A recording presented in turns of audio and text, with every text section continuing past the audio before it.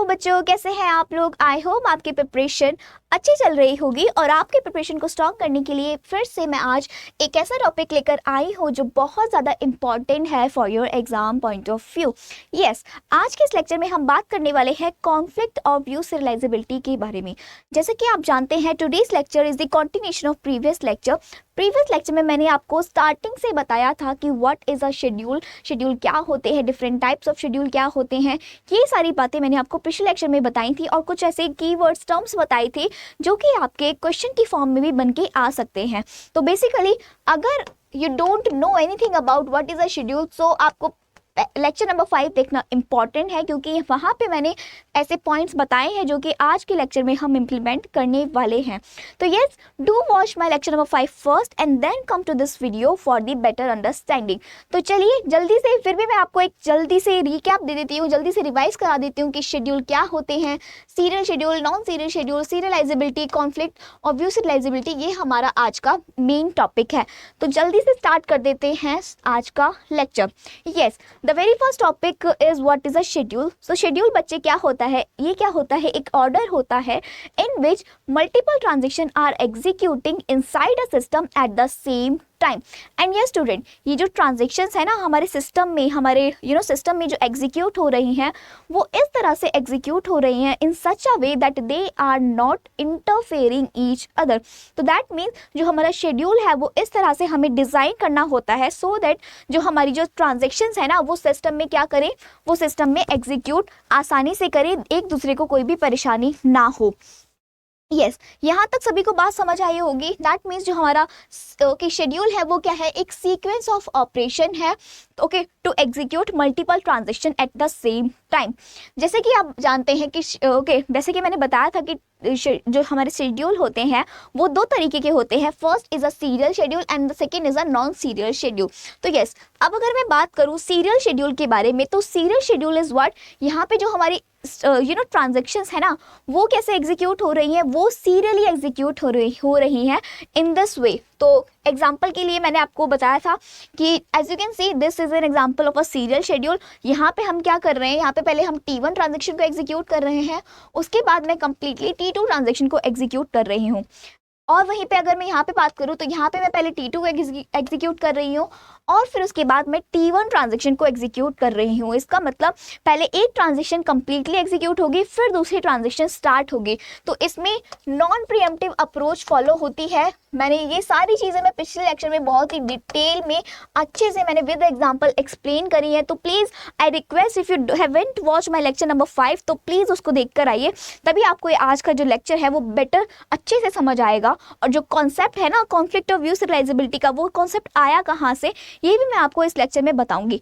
तो yes, serial schedule आपको समझ आया होगा। एंड मैं एक बात बता दूं सीरियल शेड्यूल के बारे में कि that they serial schedule are what, they are 100% consistent. Okay, serial schedule क्या होते हैं, 100% कंसिस्टेंट होते हैं। And consistency is the most important property and it has to be achieved at any cost. Basically okay, 4 property होती हैं। Asset property, ये भी मैंने आपको बताया था पिछले लेक्चर में। तो this is one of the property of the transactions. Okay, तो चलिए अब बात करते हैं नॉन सीरियल शेड्यूल के बारे में।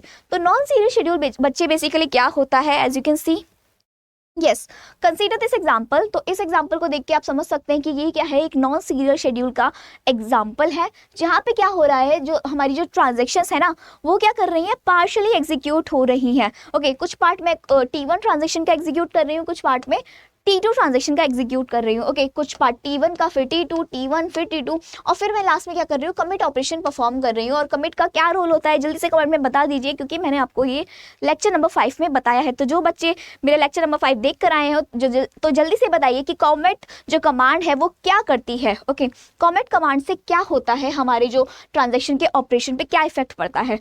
अब बात करते हैं। यस, तो I hope non serial schedule आपको समझ आया होगा। That means non serial schedule में बच्चे क्या हो रही होती है, कॉन्टेक्स्ट स्विचिंग हो रही होती है। ओके, नॉन सीरियल शेड्यूल में कॉन्टेक्स्ट स्विचिंग हो रही होती है। ओके, बट स्टूडेंट मैंने आपको बताया था कि जो जितने भी हमारे सिस्टम्स होते हैं ना, जितने भी सिस्टम हम यूज़ करते हैं, वो प्रैक्टिकली कौन से अप्रोच फॉलो करते हैं, सीरियल अप्रोच फॉलो करते हैं या फिर नॉन सीरियल अप्रोच। बताइए कौन सी अप्रोच फॉलो होती है। Yes, the approach that is okay practically use is the non serial approach. क्यों ऐसा होता है? क्योंकि जो हमारा नॉन सीरियल शेड्यूल है ना, उसमें हमारा इसकी एक खासियत है कि ये क्या करता है, हमारी परफॉर्मेंस को इम्प्रूव कर देता है ऑफ अ सिस्टम। ओके, और परफॉर्मेंस को इम्प्रूव करना ये तो एक बहुत अच्छी बात है। और परफॉर्मेंस किस तरह से इंक्रीज करता है? क्योंकि ये बेटर रिसोर्स का यूटिलाइजेशन करता है और it helps in faster execution because it appears to the user कि मल्टीपल ट्रांजेक्शन सच में सच में जो ट्रांजेक्शंस है ना वो कॉन्क्यूरेंटली एग्जीक्यूट हो रही हैं inside a system. Okay, that means it is what another name for the non-serial schedule is what this is also called the parallel schedule, क्योंकि यहाँ पे जो ट्रांजेक्शन्स है पैरेलली एग्जीक्यूट हो रही हैं इनसाइड अ सिस्टम। तो आई होप आपको समझ आया होगा कि यस, इसका मतलब जो नॉन सीरियल शेड्यूल है वो यस ये प्रैक्टिकली ही यूज़ होते हैं inside a system. Serial schedule हम प्रैक्टिकली यूज़ नहीं करते, ऑल्दो ये क्या करते हैं 100% कंसिस्टेंट रिजल्ट देते हैं, बट हम चाहते हैं कि हमारा जो सिस्टम है ना वो कॉन्क्यूरेंसी अचीव करे, क्योंकि ताकि मल्टीपल ट्रांजेक्शन क्या हो, एग्जीक्यूट हो पाए। आप खुद ही जानिए, आप खुद ही समझिए। सपोज करिए आप कोई पैसे ट्रांसफ़र करना चाहते हैं to your friend, to your father, to your mother और टू योर मदर। तो आप अगर पैसे ट्रांसफ़र करते हैं ओके, और उसी टाइम पे सपोज करिए कोई दूसरा पर्सन भी पैसे ट्रांसफ़र करना चाहता है, तो सीरियल शेड्यूल के अकॉर्डिंग क्या होगा, या तो आप पहले पैसे ट्रांसफ़र कर पाएंगे या फिर दूसरा पर्सन है वो ट्रांसफ़र कर पाएंगे if you are using the same bank. Okay, if you are using the same bank. Okay, अगर आपका दोनों का अकाउंट सेम बैंक से है तो उस केस में क्या होगा, या तो आप करेंगे पैसे ट्रांसफ़र या तो वो करेंगे। That means one of the person has to wait for the one transaction to get executed. But क्या ऐसा एक्चुअल में होता है? क्या कभी आप पैसे ट्रांसफर करते हैं तो आपको कभी वेटिंग में रखा जाता है? क्यों नहीं रखा जाता ना? क्यों ऐसा होता है? क्योंकि वहाँ पे नॉन सीरियल शेड्यूलिंग जो अप्रोच है वो फॉलो हो रही है, और उसके हिसाब से जो हमारा जो कॉन्क्यूरेंसी है वो मेंटेन होती है, इंक्रीज होती है, और ये क्या करता है, हमारे सिस्टम के रिसोर्सेज को बेटर यूटिलाइजेशन में हेल्प करता है और फास्टर एग्जीक्यूशन करता है। But student, even if the non serial schedule is having very advantages, but इसकी एक ड्रॉबैक भी है, और वो ड्रॉबैक क्या है? वो ड्रॉबैक है कि that the non serial schedule can bring the system into an inconsistent state. Yes, ये क्या होता है, अब ध्यान से सुनिए। यस, जो हमारा नॉन सीरियल शेड्यूल है ना, ये क्या कर देता है हमारे सिस्टम को, it can bring the system into an inconsistent state. और इनकंसिस्टेंसी क्या है? बहुत ही डेंजरस सिचुएशन है। अगर हमारा डेटाबेस है इनकंसिस्टेंट हो जाता है तो क्या कोई हमारा यूज़र, क्या कोई हमारा क्लाइंट हमारे डेटाबेस पे रिलाई करेगा? ओके, क्या वो रिलाई करेगा आपके डेटाबेस पे? क्या वो आपका जो ऐप है, सिस्टम है, वो यूज़ करेगा? कभी नहीं करेगा। अगर आपका डेटाबेस ही क्या हो जाता है, इनवैलिड हो जाता है। तो इसका मतलब ये जो नॉन सीरियल शेड्यूल है, अगर आपने इसका प्रॉपर मैनेजमेंट नहीं करा, इस तरह से प्रॉपर मैनेजमेंट नहीं करा ऑफ द ट्रांजेक्शन, तो ओके, दैट मीन्स जो नॉन सीरियल शेड्यूल है वो किसी भी काम का नहीं है। तो इसी वजह से जो हमारा जो कॉन्सेप्ट आता है ना, इसी वजह से आप चलिए ध्यान दीजिए इस बात पे, what I am going to explain you. Yes, yes, 1 second student, let me change the board color. yes, तो चलिए ध्यान दीजिए जो मैं आप बताने वाली हूँ। तो मैंने अभी तक आपको क्या बताया, मैंने आपको क्या बताया कि नॉन सीरियल शेड्यूल होता है, उसकी खासियत क्या होती है कि वो जो हमारा बेटर रिसोर्स यूटिलाइजेशन करता है, फास्टर एग्जीक्यूशन करता है, और वेटिंग टाइम को डिक्रीज कर देता है, रिस्पॉन्स टाइम इंक्रीज करता है। तो बहुत सारे एडवांटेजेस हैं हमारे नॉन सीरियल शेड्यूल के। बट इसका सबसे बड़ा ड्रॉबैक क्या था कि ये इनकंसिस्टेंट आउटपुट जनरेट कर देता है, हमारे सिस्टम को इनवैलिड स्टेट में ला देता है, हमारे डेटाबेस को। तो जो हमारा नॉन सीरियल शेड्यूल है ना, लेट मी राइट प्रॉपरली, जो हमारा नॉन सीरियल शेड्यूल है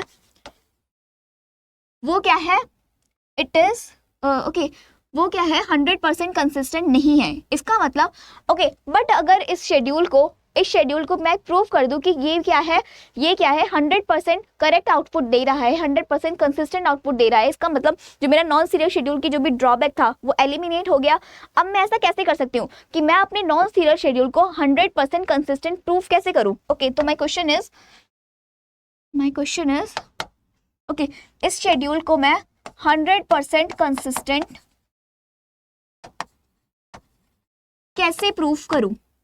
कैसे मैं शेड्यूल को 100% कंसिस्टेंट प्रूफ करूं?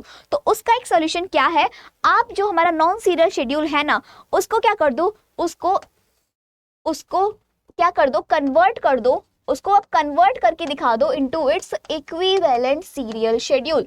अब इक्विवेलेंट सीरियल शेड्यूल क्या होता है ये भी मैंने आपको पिछले लेक्चर में बताया था, बट घबराइए मत, इस लेक्चर में भी मैं आपको थोड़ा थोड़ा मोटा मोटा एग्जांपल देती जा रही हूँ जो भी मैंने पिछले लेक्चर में बताया है।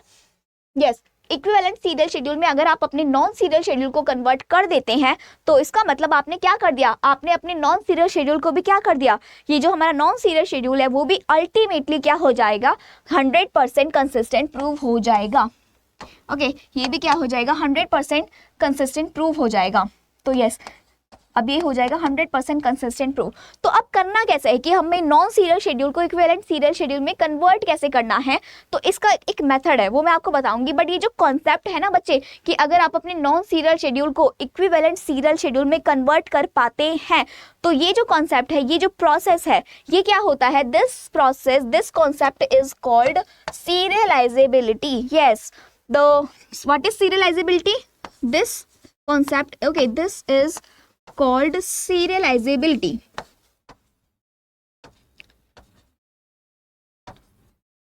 Okay, this is called serialisability. तो इसका मतलब सीरियलाइजेबिलिटी क्या होती है, अगर if a non serial schedule can behave like a serial schedule and both the schedule, okay, that means non serial schedule और इक्विवेलेंट सीरियल शेड्यूल का जो आउटपुट है वो सेम आता है। इसका मतलब क्या है, जो नॉन सीरियल शेड्यूल को आप कन्वर्ट कर सकते हैं into its equivalent serial schedule. तो ये जो कॉन्सेप्ट क्या है, ये इसी कॉन्सेप्ट को हम कहते हैं सीरियलाइजेबिलिटी। और सीरियलाइजेबिलिटी दैट मीन्स अगर किसी नॉन सीरियल शेड्यूल को आपको प्रूव करना है कि वो कॉन्फ्लिक्ट होगी, कि वो इक्विवेलेंट सीरियल शेड्यूल है, तो उसके लिए आपके पास दो मेथड हैं। द फर्स्ट मेथड इज आप उस शेड्यूल को कॉन्फ्लिक्ट सीरियलाइजेबल प्रूफ कर दीजिए। यहाँ से हमारा जो मेन टॉपिक है वो स्टार्ट होता है, तो जल्दी से okay please pay attention student.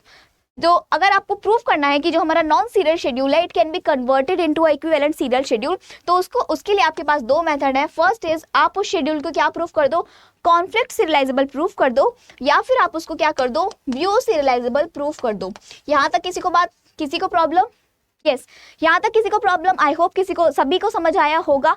अब चलिए, दैट मीन्स अगर कोई शेड्यूल कॉन्फ्लिक्ट सीरियलाइजेबल है, आपने प्रूफ कर दिया कि वो शेड्यूल कॉन्फ्लिक्ट सीरियलाइजेबल है, इसका मतलब जो मेरा नॉन सीरियल शेड्यूल है ना, it can B, okay I can से, okay let me right here, क्योंकि बच्चे जो हमारे बेसिकली ना every non serial schedule can not be converted into equivalent serial schedule. एक मेथड है, एक मेथड की हेल्प से ही आप पता लगा सकते हैं कि वो कन्वर्ट किया जा सकता है या नहीं किया जा सकता। That means it can be और can not be converted into equivalent serial schedule. But हाँ, अगर कोई शेड्यूल कॉन्फ्लिक्ट सीरियलाइजेबल है तो दैट मीन्स जो हमारा नॉन सीरियल शेड्यूल है it can B converted into equivalent serial schedule.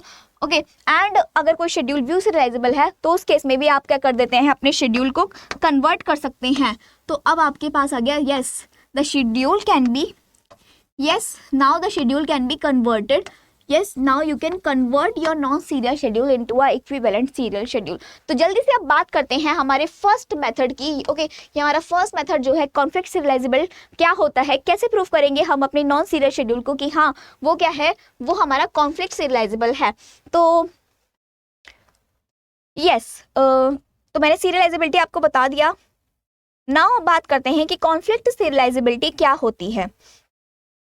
Yes, तो इसके लिए बेसिकली बच्चे कॉन्फ्लिक्ट सीरियलाइजेबिलिटी में हमारी जो अप्रोच होगी, हमारी जो मेथड, ओके मेथडोलॉजी है वो ये है कि हम क्या करेंगे, अपने नॉन सीरियल शेड्यूल को like here as you can see, okay this is okay this was your non serial schedule. तो हमारी जो अप्रोच है, हम क्या करेंगे, हम अपने नॉन सीरियल शेड्यूल में जो कॉन्फ्लिक्टिंग पेयर्स हैं, यस कॉन्फ्लिक्टिंग पेयर्स को हम क्या करेंगे, जो हमारे कॉन्फ्लिक्टिंग पेयर्स हैं उनको चेक करेंगे और उनके लिए one by one edge draw करेंगे। अब वो करेंगे कैसे, अब बेसिकली कॉन्फ्लिक्टिंग पेयर्स क्या होती हैं और नॉन कॉन्फ्लिक्टिंग पेयर्स क्या होती है, ये आपके लिए जानना जरूरी है to understand what is okay to understand the concept of conflict serializability. तो मैं पहले कॉन्फ्लिक्ट और नॉन कॉन्फ्लिक्ट ऑपरेशंस के बारे में बता देती हूँ।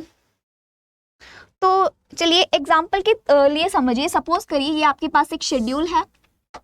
ओके, मैं एग्जांपल के लिए बताती हूँ। सपोज करिए आपके पास एक शेड्यूल है और इस शेड्यूल में दो ट्रांजैक्शंस हैं, right on A, okay and after that right on A, W on A W on B, write on B and write on A. Yes, ये अब आपके पास शेड्यूल गिवन है, ये T1 ट्रांजेक्शन है और ये T2 ट्रांजेक्शन है और ये आपको क्या है, कंप्लीट एक शेड्यूल गिवन है। तो अब आपको अगर मैं बात करूं कि कॉन्फ्लिक्टिंग पेयर्स क्या होती हैं, क्योंकि आपको पहचानना है, अगर किसी शेड्यूल को ओके पहचानना है ना, प्रूव करना है कि वो कॉन्फ्लिक्ट है, तो उसके लिए आपको कॉन्फ्लिक्टिंग और नॉन कॉन्फ्लिक्टिंग पेयर्स का जानना जरूरी है। तो what is conflicting operations? Conflicting operations की अगर मैं बात करूं तो कॉन्फ्लिक्टिंग ऑपरेशन का मतलब दैट मीन्स जो दो ऑपरेशंस है ना वो फाइट कर रही हैं, रेस कर रही हैं on the same data item to get executed. तो जैसे कि अगर मैं बात करूं आर ए ट्रांजेक्शन की, तो आर ए ट्रांजेक्शन की कॉरस्पॉन्डिंग कौन सी कॉन्फ्लिक्टिंग पेयर होगी?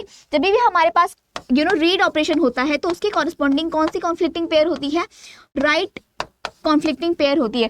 और इसके चेक करने के लिए 3 रूल्स हैं। फर्स्ट रूल क्या है कि जो दोनों ट्रांजेक्शन्स है ना, दोनों ऑपरेशंस क्या होनी चाहिए, दोनों डिफरेंट ट्रांजेक्शन से बिलोंग करनी चाहिए। लाइक हियर सपोज करिए T1 ट्रांजेक्शन से बिलोंग कर रही है और T2 ट्रांजेक्शन से, तो इसका मतलब आई कैन से फर्स्ट कंडीशन सेटिस्फाई कि वो क्या कर रही है, एक T1 से कर रही है, एक T2 से कर रही है बिलोंग। वहीं अगर मैं दूसरे की बात करूँ तो दूसरा रूल क्या कहता है कि both should operate on same data item. जो डेटा आइटम होना चाहिए ना वो सेम होना चाहिए। लाइक यहाँ पे ए पे ऑपरेट हो रहा है, यहाँ पर भी ए पर ही ऑपरेट हो रहा है। तो second condition satisfy and the third condition says that कि जो हमारा one of them should be a write operation. Okay, दोनों ऑपरेशन में से कोई एक क्या होना चाहिए, राइट ऑपरेशन होना चाहिए। तो मैं जल्दी से यहाँ पे बता देती हूँ। जो हमारा फर्स्ट रूल है, फर्स्ट रूल क्या था, बिलोंग टू डिफरेंट ट्रांजेक्शंस होनी चाहिए, डिफरेंट ट्रांजेक्शन से बिलोंग करना चाहिए। सेकेंड रूल क्या था, सेम डेटा आइटम होना चाहिए था, सेम डेटा आइटम होना चाहिए। और जो थर्ड रूल है वो क्या होना चाहिए, one of them should be a write operation होना चाहिए, कोई भी एक ऑपरेशन राइट होनी चाहिए। तो यस, ये हमारे 3 रूल्स है। सिंस तीनों रूल सेटिस्फाई हो गए तो इसका मतलब आर ए के कॉरस्पॉन्डिंग डब्ल्यू ए क्या होगी, कॉन्फ्लिक्टिंग पेयर होगी। तो क्या आर ए के कॉरस्पॉन्डिंग डब्ल्यू ए, ओके, तो दैट मीन्स आर ए के कॉरस्पॉन्डिंग, तो यस आर ए के कॉरस्पॉन्डिंग क्या डब्ल्यू ए T2 में प्रेजेंट है? देखिए आपको T1 में चेक नहीं करना, सेम ट्रांजेक्शन से नहीं होना चाहिए, दूसरी ट्रांजेक्शन में होना चाहिए। तो डब्ल्यू ए प्रेजेंट है तो नहीं डब्ल्यू ए प्रेजेंट नहीं है, तो इसकी कॉरस्पॉन्डिंग कोई भी कॉन्फ्लिक्टिंग पेयर नहीं है। वहीं अगर मैं आर ए T2 ट्रांजेक्शन में जो आ रहा है इसकी बात करूं तो इसकी कॉरस्पॉन्डिंग यहाँ पर आपको एक कॉन्फ्लिक्टिंग पेयर मिल गई, क्योंकि यस जो T1 ट्रांजेक्शन है ना उसमें राइट ऑपरेशन परफॉर्म हो रहा है on the same data item. तो कॉन्फ्लिक्टिंग पेयर यहाँ पे क्या हो गई, आर ए के कॉरस्पॉन्डिंग डब्ल्यू ए हो गई हमारी कॉन्फ्लिक्टिंग पेयर। वहीं अगर मैं नेक्स्ट ट्रांजेक्शन की बात करूं तो डब्ल्यू ए की अगर मैं बात करूं तो डब्ल्यू ए के कॉरस्पॉन्डिंग जब भी हमारे पास राइट ऑपरेशन होता है ना बच्चे, यस जब भी हमारे पास राइट ऑपरेशन होता है तो उसकी कॉरस्पॉन्डिंग 2 कॉन्फ्लिक्टिंग पेयर होंगी। तो 2 कौन सी, एक तो राइट के लिए और एक एक रीड के लिए और एक राइट के लिए। तो क्या इन दोनों में से कोई भी ऑपरेशन परफॉर्म हो रही है बाय द ट्रांजेक्शन T2, तो क्या राइट ऑन ए हो रहा है या W on A? Yes, right on A perform हो रहा है। इसका मतलब डब्ल्यू ए के कॉरस्पॉन्डिंग यहाँ पर आपकी राइट ए कॉन्फ्लिक्टिंग पेयर हो गई। तो इसके कॉरस्पॉन्डिंग मिली है आपको, इसकी कॉरस्पॉन्डिंग मिली है आपको कॉन्फ्लिक्टिंग पेयर। वही अगर मैं बात करूँ डब्ल्यू बी की, तो डब्ल्यू बी की कॉरस्पॉन्डिंग यस आपको अगेन मिल गई कॉन्फ्लिक्टिंग पेयर। तो आई होप आपको समझ आया होगा कि कॉन्फ्लिक्टिंग पेयर्स क्या होती हैं। वहीं अगर मैं नॉन कॉन्फ्लिक्टिंग पेयर्स की बात करूँ तो दोनों क्या होनी चाहिए, राइट होनी चाहिए। लाइक सपोज करिए since okay, this is an example of a non-conflicting pair. Okay, like here as you can see दोनों क्या है, राइट है, तो इसका मतलब ये जो क्या है, ये कंडीशन सेटिस्फाई नहीं हुई, इसका मतलब इसी वजह से क्या है, नॉन कॉन्फ्लिक्टिंग पेयर है। वहीं अगर मैं कुछ इस तरह से लिखती हूँ तो ये भी मेरी क्या है, एक नॉन कॉन्फ्लिक्टिंग पेयर है, क्योंकि इसमें कौन सी कंडीशन सेटिस्फाई नहीं हो रही, इसमें सेकंड कंडीशन क्या होती है, फॉल्स हो जाती है, क्योंकि यहाँ पे जो डेटा आइटम है वो डिफरेंट है। यहाँ पे ये बी पे परफॉर्म कर रही है और ये ए पे परफॉर्म कर रहे हैं। अगर सेम डेटा आइटम होता है ना तभी तो होता है ना, तभी तो फाइट होती है कि नहीं मुझे भी सेम पे करना है और मुझे भी सेम पे करना है। तो इसी वजह से ये भी क्या है, एक एग्जाम्पल है of a non conflicting operation का। वहीं अगर मैं बात करूँ कि दोनों ट्रांजेक्शन क्या है, सेम डेटा आइटम पे बिलोंग करे, like here if I talk about yes if I talk about these 2 pairs, yes consider अगर मैं इस ऑपरेशन और इस ऑपरेशन की बात करूं तो क्या ये दोनों कॉन्फ्लिक्टिंग पेयर्स हैं?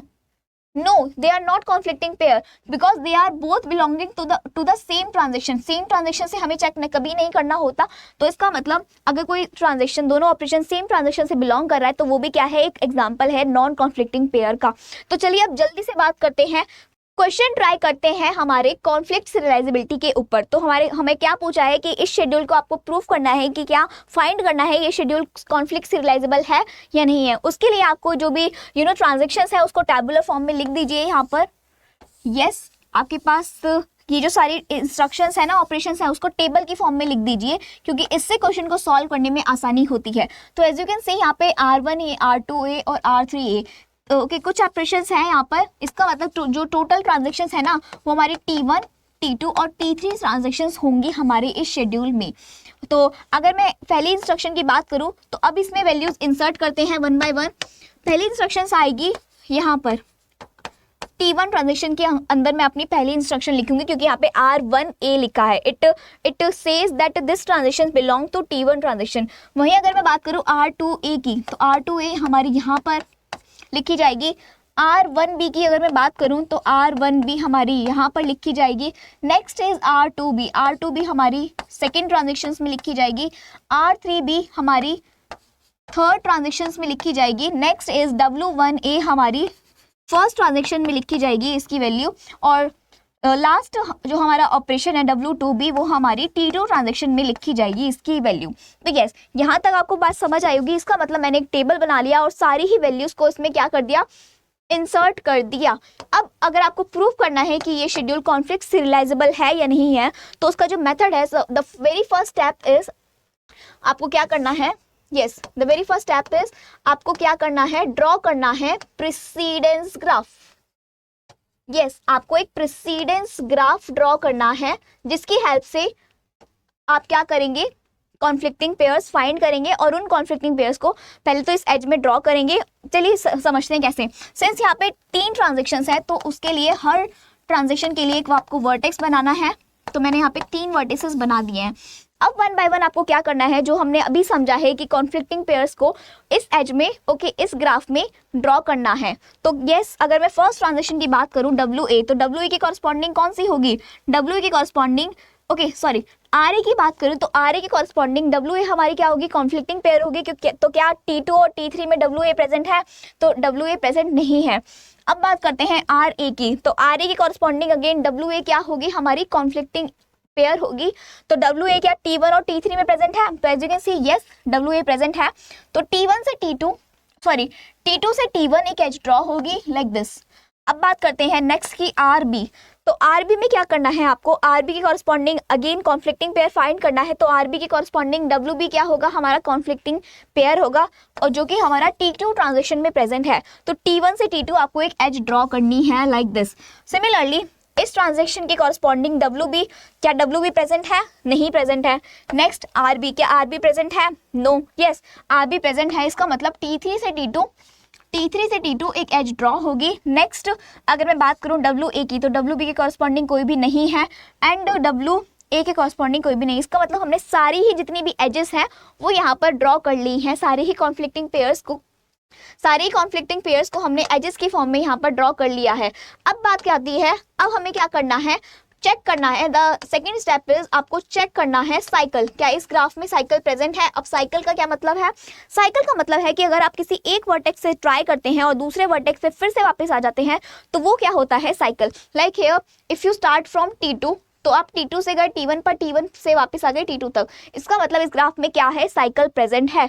तो यस साइकिल इज प्रेजेंट। और अगर किसी ग्राफ में साइकिल प्रेजेंट होता है तो वो शेड्यूल क्या हो जाता है, not this schedule is not conflict serializable. This schedule is not conflict serializable. तो आई होप आपको समझ आया होगा कि क्या होता है, कैसे हम फाइंड करेंगे कि किसी शेड्यूल को कॉन्फ्लिक्ट और नॉट कॉन्फ्लिक्ट सीरियलाइजेबल। वहीं अगर इस ग्राफ में साइकिल नहीं होता तो उस केस में हमारा शेड्यूल क्या हो जाता, डेफिनेटली हमारा वो शेड्यूल हो जाता कॉन्फ्लिक्ट सीरियलाइजेबल हो जाता। तो आई होप ये क्वेश्चन आपको समझ आया होगा। नेक्स्ट क्वेश्चन ट्राई करते हैं। Yes, one more question try करते हैं। सिंस ये भी सेम क्वेश्चन है, इस क्वेश्चन में आपको क्या प्रूफ करना है, कॉन्फ्लिक्ट सीरियलाइजेबल प्रूफ करना है और उसको आपको क्या करना है, डिटरमाइन करने हैं ऑल पॉसिबल सीरियल शेड्यूल। तो इस क्वेश्चन को मैं भी बाद में बताऊंगी पहले आप ट्राई करते हैं इस क्वेश्चन के लिए। इस क्वेश्चन में आपको बोला है फाइंड करो equivalent serial schedule for this non serial schedule. तो इक्विवेलेंट सीरियल शेड्यूल ड्रॉ करने के लिए आपको क्या करना है, सबसे पहले first rule is what, draw करना है आपको प्रेसिडेंस ग्राफ। और इस ग्राफ में इस शेड्यूल में आपको 3 ट्रांजेक्शंस गिवन है, T1, T2 और T3।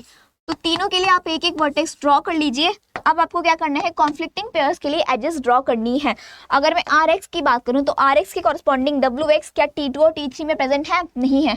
WY के कॉरस्पॉन्डिंग RY के कॉरस्पॉन्डिंग WY नहीं, WY प्रेजेंट नहीं है।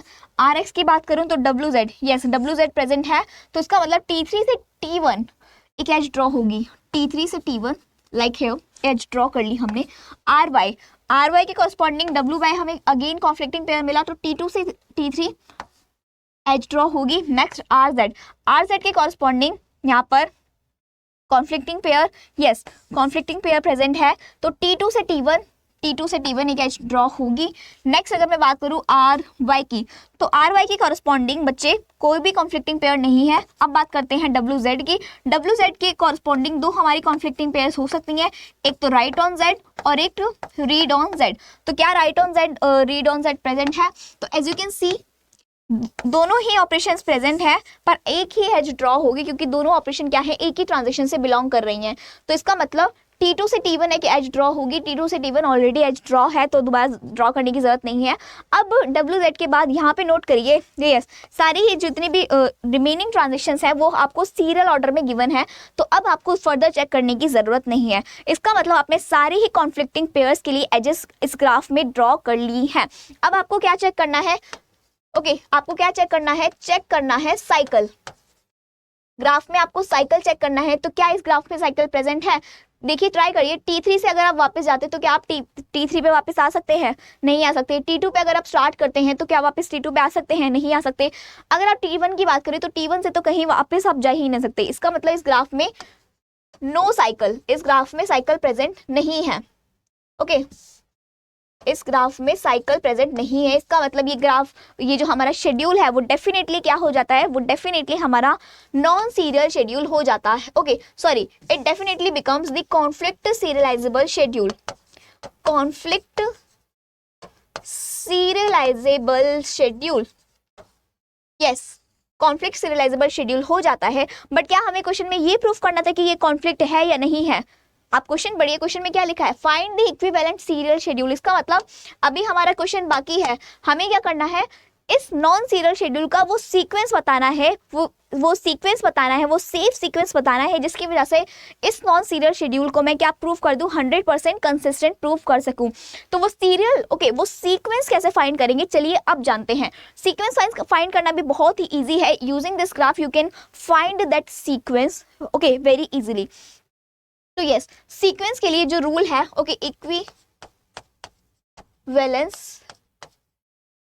इक्विवेलेंस सीरियल शेड्यूल का जो रूल है वो सिंपल सा रूल, एक ही रूल है। उसके लिए आपको क्या चेक करना है, उसके लिए आपको सिंपली क्या चेक करना है, remove the vertex, this is the vertex having no incoming edge। ऐसा वर्टेक्स फाइंड करिए और उसको रिमूव कर दीजिए जिसपे कोई भी इनकमिंग एज नहीं है।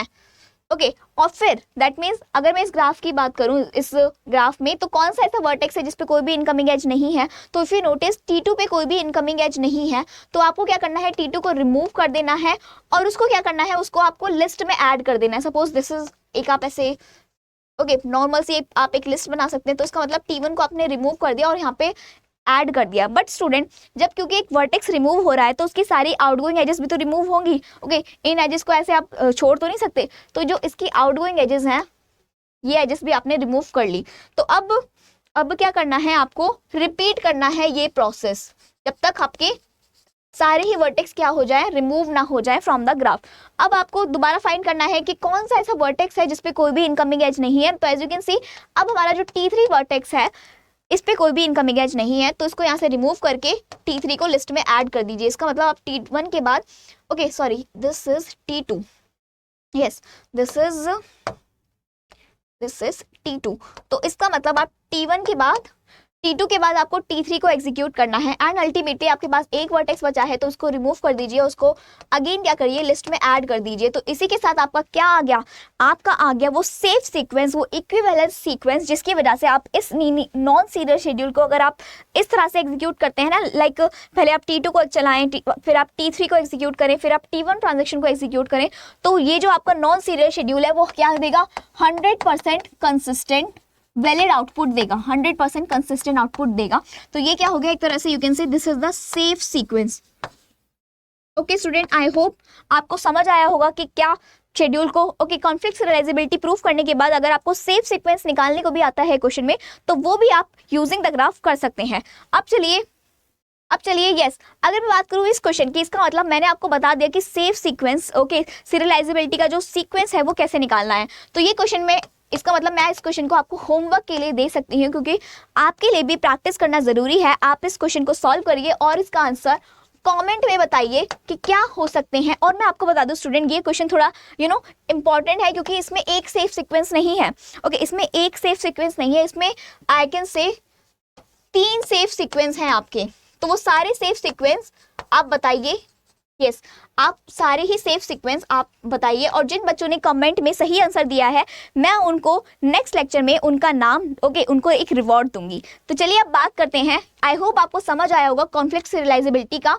तो अब बात करते हैं व्यू सीरियलाइजेबिलिटी की। तो व्यू सीरियलाइजेबिलिटी की अगर मैं बात करूं बच्चों, तो व्यू सीरियलाइजेबिलिटी ना थोड़ा आई कैन से it is comparatively harder than the conflict serialisability. ऐसा मैं क्यों कह रही हूँ, क्योंकि बच्चे समझिए समझिए yes with the help of yes अगर मैं बात करूं जो रिलेशन है कॉन्फ्लिक्ट और व्यू सीरियलाइजेबिलिटी का, वो कुछ इस तरह से है। सपोज करिए ये क्या है, ये हमारे पास है सारे ही शेड्यूल, यहाँ पे हमारे हैं सारे शेड्यूल, यहाँ पे सारे सीरियल नॉन सीरियल शेड्यूल वो सारे इस शेड्यूल में आ गए। और कुछ शेड्यूल उसमें से क्या होते हैं, व्यू सीरियलाइजेबल होते हैं, और उसमें से जो कुछ शेड्यूल होते हैं वो कॉन्फ्लिक्ट सीरियलाइजेबल होते हैं। ये तो ये हो गया रिलेशनशिप हो गया हमारा व्यू और कॉन्फ्लिक्ट का। व्यू और कॉन्फ्लिक्ट का relationship along with the all the types of schedule. तो आई कैन से दैट अगर मुझे किसी शेड्यूल को प्रूव करना है कि वो क्या है कॉन्फ्लिक्ट, वो क्या है व्यू सीरियलाइजेबल है, तो अगर मैं उस शेड्यूल को कॉन्फ्लिक्ट सीरियलाइजेबल प्रूव कर देती हूँ तो अल्टीमेटली क्या हो जाएगा, वो अल्टीमेटली क्या हो जाएगा, व्यू भी प्रूव हो जाएगा। क्योंकि क्या है क्योंकि व्यू क्या है, क्योंकि कॉन्फ्लिक्ट क्या है, सबसेट है व्यू सीरियलाइजेबिलिटी का। तो I can say I can write here conflict serializable schedule क्या है, are always view serializable, but vice versa is not true,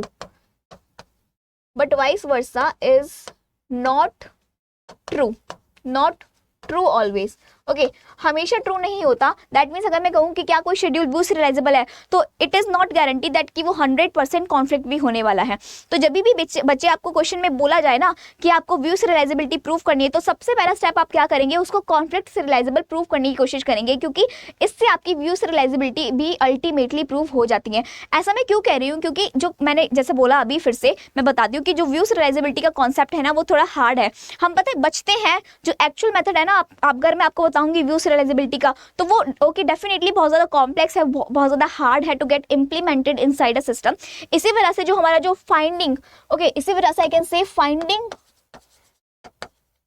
if a schedule is view serializable is an what? It is an NPCE problem, और NPCE problem are considered to be the toughest problem, hardest problem in computer science। तो हम बचते हैं directly वो longer method use करने के लिए, complex method use करने के लिए। इसकी वजह हम क्या करते हैं, दूसरी अप्रोचेस फॉलो करते हैं, सो दैट हम अपना व्यू सीरियलाइजेबिलिटी या तो हम ये प्रूव कर दे कि हाँ वो क्या है कॉन्फ्लिक्ट सीरियलाइजेबल है, वो अल्टीमेटली क्या हो जाएगा, व्यू सीरियलाइजेबल हो जाएगा। वहीं एक दूसरा भी मेथड है। दूसरा मेथड क्या है दूसरा मेथड क्या है, चलिए मैं बताती हूँ। यस दैट मीन्स मैंने अभी तक आपको क्या बताया, अगर आप अगर कोई शेड्यूल कॉन्फ्लिक्ट सीरियलाइजेबल है, दैट मीन्स वो शेड्यूल कॉन्फ्लिक्ट सीरियलाइजेबल है, तो वो 100% क्या हो जाएगा, that schedule is 100% view serialisable. Yes, यहाँ तक बात समझ आई। बट अगर कोई शेड्यूल कॉन्फ्लिक्ट सीरियलाइजेबल नहीं है तो उसके बाद आपको नेक्स्ट स्टेप में क्या चेक करना है? नेक्स्ट स्टेप में आपको ये चेक करना है कि क्या उसमें कोई ब्लाइंड राइट तो नहीं है। अब ब्लाइंड राइट क्या होता है वो मैं आपको बताऊंगी। तो चलिए अब ब्लाइंड राइट समझते हैं। तो ब्लाइंड राइट बच्चे, यस, ब्लाइंड राइट क्या होता है? Blind write, it is a problem inside a schedule when some transaction perform a write operation without reading that value. That means अगर कोई transaction किसी डेटा आइटम पे राइट ऑपरेशन परफॉर्म करती है without reading its current value, तो वो क्या कर रही है? उस वैल्यू को ब्लाइंडली राइट कर रही है, और इसी कॉन्सेप्ट को हम क्या देते हैं? Blind write concept. तो as you can see, consider this schedule. तो अगर मैं T1 ट्रांजेक्शन की बात करूँ तो T1 ट्रांजेक्शन ने क्या करा है? पहले वैल्यू को रीड किया है, फिर उस पर कुछ ऑपरेशन परफॉर्म किया है और फिर उस वैल्यू को राइट किया है। तो इसका मतलब यहाँ पे पहले वैल्यू रीड करी गई है फिर राइट करी गई है, तो यहाँ पे कोई भी ब्लाइंड राइट प्रेजेंट नहीं है। बट अगर मैं T2 ट्रांजेक्शन की बात करूँ तो यहाँ पे देखिए T2 ट्रांजेक्शन ने डायरेक्टली वैल्यू को रीड किए बिना ही राइट परफॉर्म कर दिया है। तो यहाँ पे क्या है? एक राइट, ब्लाइंड राइट एग्जिस्ट करता है। सिमिलरली T3 ट्रांजेक्शन ने भी राइट ऑपरेशन परफॉर्म किया है ऑन डेटा आइटम Z, तो यहाँ पे भी क्या है? ब्लाइंड राइट प्रेजेंट है। इसका मतलब ये जो शेड्यूल है ना, अगर ब्लाइंड राइट प्रेजेंट नहीं होता, that means if the blind right is present, तो उसके लिए आपको क्या चेक करना है? फर्दर चेक करनी है view serialisability. Consider flow chart की हेल्प से समझते हैं।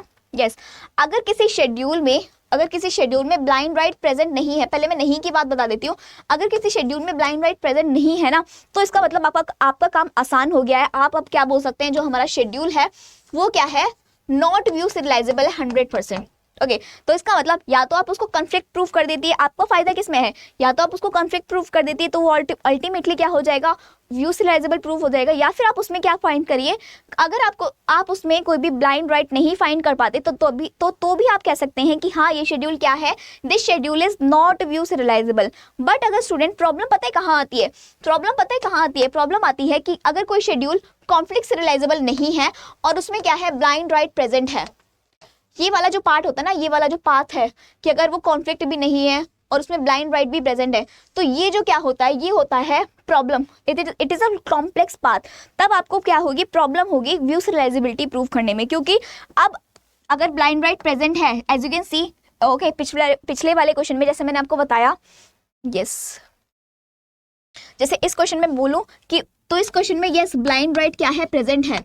तो इसका मतलब आप अभी श्योर नहीं है कि ये व्यू सीरियलाइजेबल है या नहीं है। इसके लिए आपको क्या करना है? फर्दर चेक करना है। अभी तक आप श्योर नहीं है क्योंकि मैंने यहाँ पे क्या लिखा है? फर्दर चेक करना है फॉर द व्यू सीरियलाइजेबिलिटी। आपको फर्दर चेक करना होगा कि क्या ये शेड्यूल व्यू सीरियलाइजेबल है या नहीं है। यहाँ पे अभी आपका जो मेथड है, प्रोसेस है, खत्म नहीं होता, और यहाँ पे फर्दर चेक करना, दैट मीन जो यहाँ पे प्रॉब्लम जो क्या आती है, यहाँ पे आपको वो लॉन्गर मेथड जो है, लॉन्गर मेथड क्या होता है? अप्लाई करना होता है। लॉन्गर मेथड यहाँ पे अप्लाई करना होता है, और उसकी हेल्प से आप क्या प्रूव करेंगे कि अल्टीमेटली अब फाइनली आप प्रूव कर पाएंगे कि हाँ वो शेड्यूल व्यू सीरियलाइजेबल है या नहीं है। तो अब वो लॉन्गर मेथड क्या है जिसकी वजह से जो ये व्यू सीरियलाइजेबिलिटी का जो कॉन्सेप्ट है वो एनपीसी प्रॉब्लम बन जाता है। चलिए अब उसको समझते हैं। तो यस, तो जो रूल है ना, दैट मीन्स अल्टीमेटली पता है, देखिए आइडियोलॉजी समझिए। दैट मीन्स अगर आपको किसी शेड्यूल को, सपोज करिए एक नॉन सीरियल शेड्यूल है, उसको आपको क्या प्रूफ करना है कि वो व्यू सीरियलाइजेबल है, या फिर आप उसको ये प्रूफ कर दीजिए उसके कॉरस्पॉन्डिंग सीरियल शेड्यूल एग्जिस्ट करता है। तो इस केस में होता क्या है? सपोज करिए आपके पास 3 ट्रांजेक्शन्स हैं, T1, T2 एंड T3। तो अगर आपके पास 3 ट्रांजेक्शन्स हैं तो इसके कॉरस्पॉन्डिंग कितने possible, maximum possible serial schedule, how many maximum possible serial schedule can exist for 3 transaction? ये मैंने आपको पिछले लेक्चर में बताया था, तो जल्दी से बताइए, कॉमेंट करिए कि कितने पॉसिबल सीरियल शेड्यूल होंगे। Yes, what is the formula? Formula is, आपको सिंपली क्या करना है, जितनी भी ट्रांजेक्शन्स है उनका फैक्टोरियल निकालना है। तो 3 ट्रांजेक्शन्स है तो 3 का फैक्टोरियल निकाल के आंसर इज 6। तो इसका मतलब इस शेड्यूल के कॉरस्पॉन्डिंग 6 सीरियल शेड्यूल एग्जिस्ट करते हैं। तो 1 2 3 4 5 6। तो इसका मतलब या फिर आप या तो आप T1 को एग्जीक्यूट करिए, T2 को एग्जीक्यूट करिए, या फिर T3 को एग्जीक्यूट करिए। एक तो ये सीक्वेंस ये हो गया, या फिर आप T1 को करिए, T2 को करिए, या T3 को करिए। एक सीक्वेंस ये हो गया। दूसरा सीक्वेंस कैन भी T1 को करिए, T2 को करिए और T1 को करिए। तो ये आपके क्या आ गए? ये आपके कुछ सीक्वेंस आ गए। सिमिलरली बाकी भी 3 सीक्वेंस बन सकते हैं फॉर दिस शेड्यूल। तो अब आपको क्या चेक करना है? दैट मीन्स आपको अपनी नॉन सीरियल शेड्यूल के कॉरस्पॉन्डिंग सारे ही, आई कैन से ऑल सारे कॉरस्पॉन्डिंग सीरियल शेड्यूल ड्रॉ करने हैं। ओके, 3 ट्रांजेक्शन के लिए 6 सीरियल शेड्यूल ड्रॉ करे जाएंगे। और फिर अब सुनिए, अब आपको क्या करना है, हर ट्रांजेक्शन के लिए लाइक अगर मैं फर्स्ट सीक्वेंस की बात करूं तो फर्स्ट सीक्वेंस के कॉरस्पॉन्डिंग आपको क्या चेक करना है, 3 रूल्स चेक करने हैं। ओके, रूल 1, रूल 2, हर ट्रांजेक्शन के लिए, हर सीक्वेंस के लिए आपको 3 रूल चेक करने हैं। इसके लिए भी करना है, इसके लिए भी करना है, इसके लिए भी 3 रूल्स चेक करना है, इसके लिए भी 3 रूल। जितनी भी ट्रांजेक्शंस है, जितनी भी मैक्सिमम पॉसिबल ट्रांजेक्शंस हैं, ओके, सीक्वेंस है, उनके लिए आपको 3 रूल्स चेक करने हैं। अब ये 3 रूल्स क्या है मैं बताऊंगी आपको, बट समझिए इसका मतलब अगर तीनों रूल सेटिस्फाई हो जाते हैं, ओके, अगर इनमें से किसी के लिए भी तीनों रूल सेटिस्फाई हो जाते हैं तो वो जो शेड्यूल है हमारा क्या हो जाता है, वो हमारा फिर डेफिनेटली क्या हो जाता है, वो शेड्यूल हमारा व्यू सीरियलाइजेबल प्रूव हो जाता है। बट स्टूडेंट, सपोज करिए अगर आप लकी हैं, सपोज करिए आप लकी हैं और आपका जो है फर्स्ट सीक्वेंस ही क्या होता है, फर्स्ट सीक्वेंस ही तीनों जो क्राइटेरिया है, तीनों रूल्स को पास कर देता है, तो इसका मतलब आपका टाइम बच गया, आपको बाकी के लिए चेक करने की जरूरत नहीं है। तो कोई एक भी अगर आपको ऐसा सीक्वेंस मिलता है जिसमें तीनों ही रूल्स सेटिस्फाई हो जाते हैं तो आप वहीं पे अपना जो प्रोसेस है उसको स्टॉप कर सकते हैं और आप लिख सकते हैं कि yes, the schedule is now 100% view serialisable. Yes, यहाँ तक बात समझ आई होगी। अब समझते हैं कि वो जो 3 रूल क्या हैं जिनकी वजह से मैं बोल रही हूँ कि यस, लग रहा होगा ना आपको कि हाँ ये लॉन्गर मेथड है, कॉम्प्लेक्स मेथड है। तो एज यू कैन सी है वो 3 रूल्स क्या हैं, चलिए अब समझते हैं। तो अगर मैं बात करूं the first rule is, okay, this is the first rule. First rule बोलता है कि जो इनिशियल रीड होता है that should be done by the same data item of the same transaction. अगर मैं बात करूं द थर्ड रूल की, तो third rule talks about the final right on each data item must be same, final right भी same होना चाहिए। And अगर सेकेंड रूल की बात करूं तो सेकेंड रूल हमारा बोलता है कि all intermediate corresponding read write operation must correspond to the same data item. तो ये हो गया हमारा सेकेंड रूल। अब इसको एक एग्जांपल से समझते हैं। यस, इसको एक एग्जांपल से समझते हैं, लाइक हियर,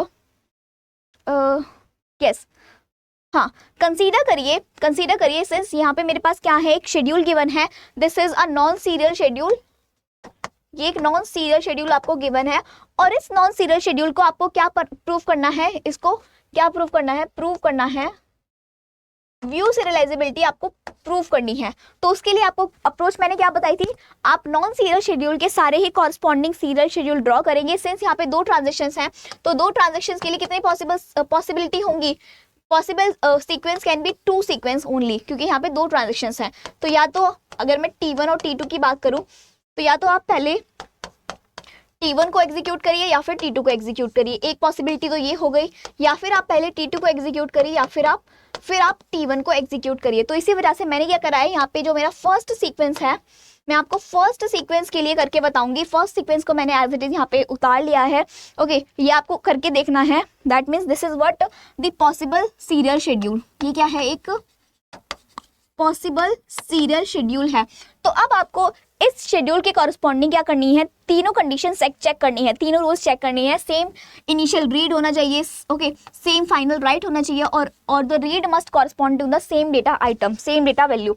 तो अभी मैं बात करूँ, अगर मैं फर्स्ट रूल की बात करूँ कि इनिशियल रीड सेम होना चाहिए, तो अगर मैं ओके, तो जैसे कि आप देख सकते हैं जो मेरा नॉन सीरियल शेड्यूल है, यस, ये जो मेरा नॉन सीरियल शेड्यूल है इसमें कितने डेटा आइटम हैं,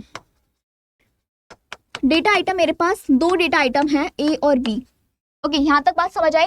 अब आपको क्या चेक करना है, सेम इनिशियल रीड होना चाहिए। तो एज यू कैन सी, अगर मैं बात करूँ जो T1 ट्रांजेक्शन ने पहली बार ए की वैल्यू रीड करी है in the non serial schedule, वहीं अगर मैं बात करूँ पॉसिबल सीरियल शेड्यूल में, तो यहाँ पर भी T1 ट्रांजेक्शन ने ही ए की वैल्यू रीड करी है पहली बार। इनिशियल रीड जो होना चाहिए, दोनों ट्रांजेक्शन ने सेम डेटा आइटम पे रीड करा है।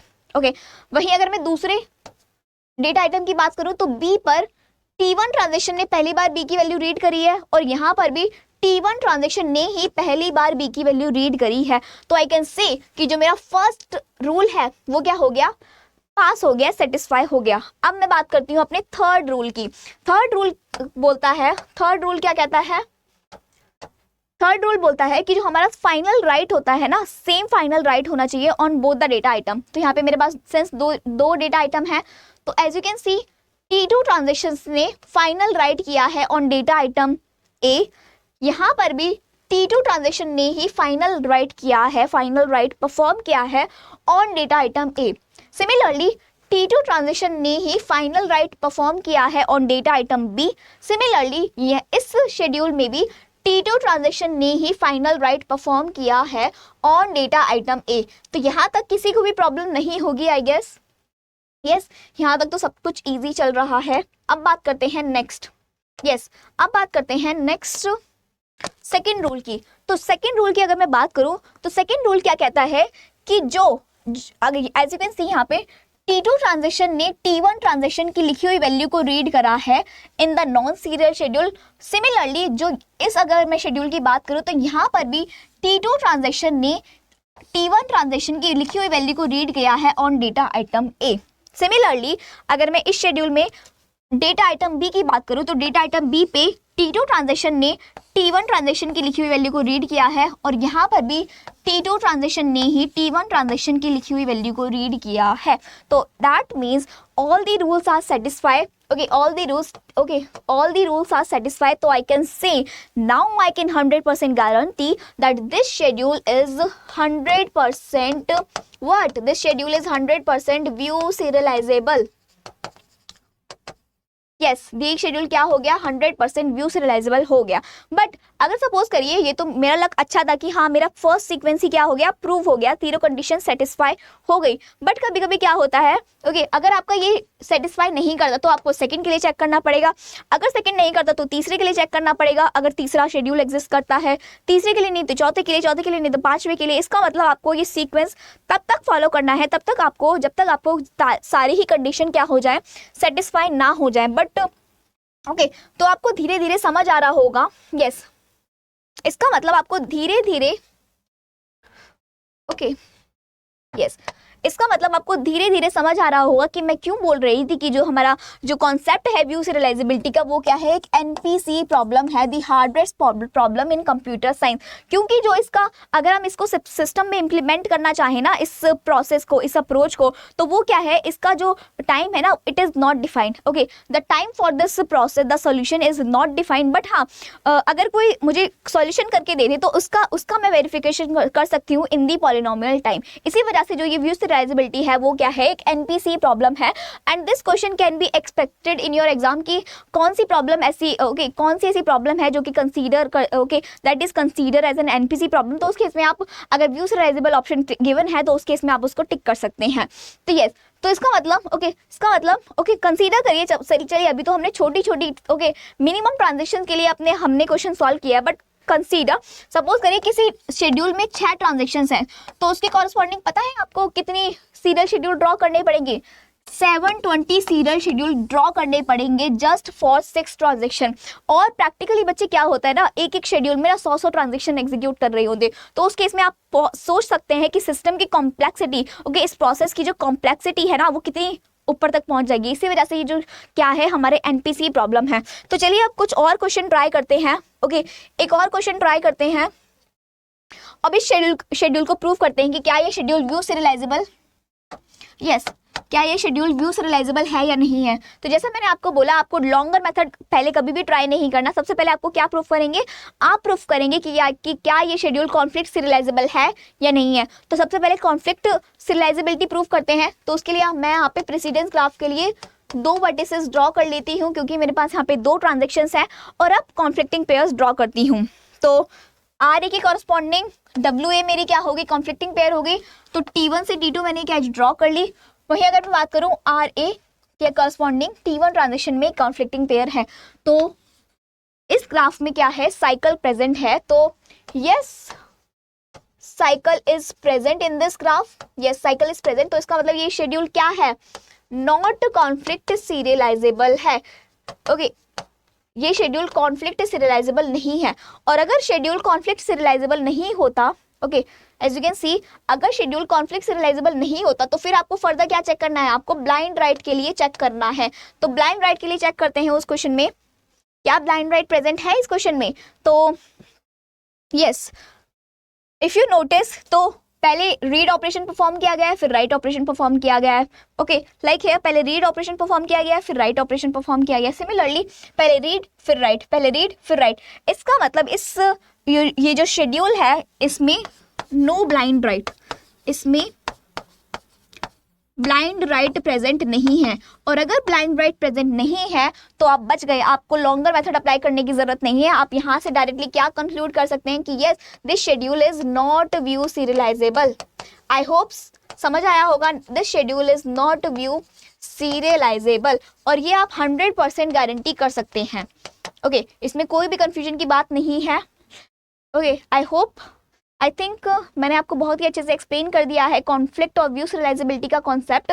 यस, जैसे कि अगर मैं पिछले क्वेश्चन की बात करूं, इस शेड्यूल में मैंने क्या करा था, ये शेड्यूल क्या था, इसमें कोई भी साइकिल प्रेजेंट नहीं था, तो ये शेड्यूल क्या है, कॉन्फ्लिक्ट सीरियलाइजेबल है। और अगर ये कॉन्फ्लिक्ट है तो ये साथ साथ क्या है, व्यू सीरियलाइजेबल भी हो जाएगा 100%। सिमिलरली अगर मैं इस क्वेश्चन की बात करूं तो इस क्वेश्चन में साइकिल प्रेजेंट था तो ये नॉट व्यू सीरियलाइजेबल था। अगर कोई शेड्यूल नॉट कॉन्फ्लिक्ट सीरियलाइजेबल है तो वो क्या हो गया, इट इज ऑल्सो ओके। तो उस केस में आपको क्या चेक करना है, ब्लाइंड राइट के लिए चेक करना है। तो क्या इसमें ब्लाइंड राइट प्रेजेंट है, तो T1 ट्रांजेक्शन ने पहले वैल्यू को रीड किया है फिर राइट किया है, ओके, और इसने रीड किया है। T2 ट्रांजेक्शन ने पहले रीड किया है और फिर राइट तो इसने करा ही नहीं है, पहले रीड किया है फिर राइट किया है। T3 ट्रांजेक्शन ने पहले वैल्यू को रीड किया है। इसका मतलब यहाँ पे कोई भी ब्लाइंड राइट प्रेजेंट नहीं है, नो ब्लाइंड राइट। तो ये शेड्यूल क्या हो गया हमारा, ये शेड्यूल हमारा हो गया not view serialisable, not view serialisable. तो आई होप मैंने आपको जितना भी कॉन्सेप्ट है कॉन्फ्लिक्ट और व्यू सीरियलाइजेबिलिटी से रिलेटेड, मैंने आपको सारा ही एक्सप्लेन कर दिया है इन दिस वेरी लेक्चर। और इसी के साथ जो हमारा लेसन है, हमारा जो यूनिट है शेड्यूलिंग, वो हमारी कंप्लीट हो जाती है। तो चलिए, तो that means the lecture is over. I hope you enjoyed this lecture very well, और आपने इस लेक्चर से बहुत कुछ सीखा होगा। बहुत ऐसे क्वेश्चन मैंने प्रैक्टिस क्वेश्चन किए जो आपके लिए बहुत काम आने वाले हैं, और मैंने आपको साथ साथ होमवर्क भी दिया है, तो होमवर्क करना ना भूलिए, और जो अपने होमवर्क क्वेश्चन को आप कॉमेंट्स में ज़रूर रिप्लाई करिए। तो yes student, keep learning, keep smiling. Thank you very much, bye bye, take care.